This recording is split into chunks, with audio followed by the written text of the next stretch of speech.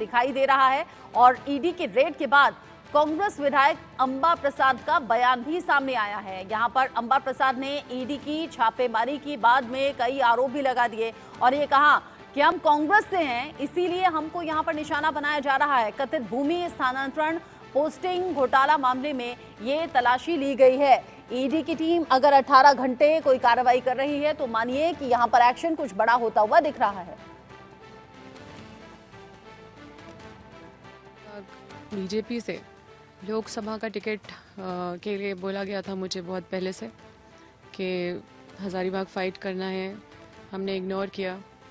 चतरा का सीट के लिए मतलब हमारे घर में सुबह से आरएसएस के लोग बैठे रहते थे। चतरा का सीट से फाइट करने का बहुत ज़्यादा प्रेशर था बीजेपी से, हमने उसको भी इग्नोर किया।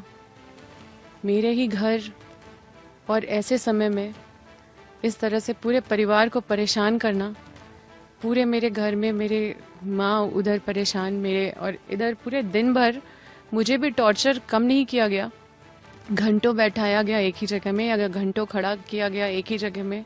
कहीं भी एक महिला होने के नाते भी मतलब मुझे सुबह जैसे ही मतलब मेरे बेडरूम तक, मैं सोई हुई थी और उस अवस्था में मेरे बेडरूम तक पहुँचे, तो निश्चित रूप से ये बहुत ही दुखद है। अंबा प्रसाद ये कह रही हैं कि हम कांग्रेस से हैं, इसीलिए हमारे खिलाफ ऐसा एक्शन हुआ है। इस पर रितेश मिश्रा ज्यादा अपडेट के साथ जुड़ गए हैं, इंडिया न्यूज संवाददाता। रितेश, जिस तरीके से ईडी की टीम पहुंची और 18 घंटे से ज्यादा की ये छापेमारी की कार्रवाई सामने आई है, अभी तक क्या क्लू मिला है, क्या कुछ ऐसे सबूत मिले हैं जिससे कि अंबा प्रसाद और बाकी लोगों की मुश्किलें बढ़े?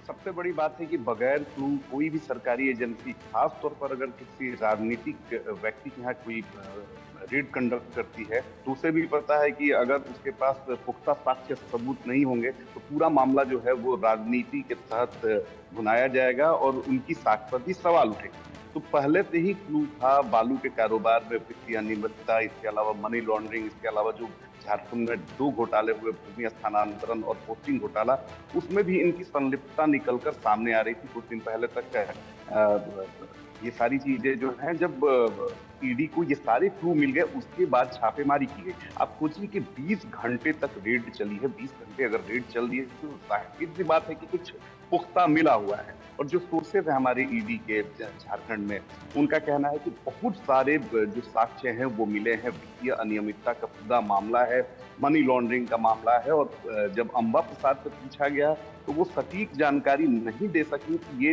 वित्तीय अनियमितता क्यों हुई है और ये पैसे कहाँ से उनके पास आए। तो ये सबसे बड़ी बात है। अब देखिए दूसरी तरफ किस तरह से अंबा प्रसाद आती हैं और पूरे मामले का वो राजनीतिकरण करती हैं। और जाहिर सी बात है विपक्ष में है तो ईडी की कार्रवाई पर सवाल जरूर उठाएंगे, लेकिन ये भी तय बात है कि उनके खिलाफ पुख्ता साक्ष्य सबूत मिले हैं, उसके बाद ही ये रेड कंडक्ट की गई है। 20 घंटे तक ये रेड चली है और आने वाले समय में अंबा प्रसाद की मुश्किलें और आने वाले समय में मुश्किलें बढ़ सकती हैं। जिस तरीके से ईडी ने करीब 20 घंटे तक ये छापेमारी की कार्रवाई की है, जाहिर सी बात है सबूत बहुत से जुटाए गए हैं। शुक्रिया रितेश, आपका नजर आप बनाए रखिएगा। इस बड़ी खबर पर जो अपडेट होगा आगे भी आपके जरिए दर्शकों तक पहुंचाएंगे।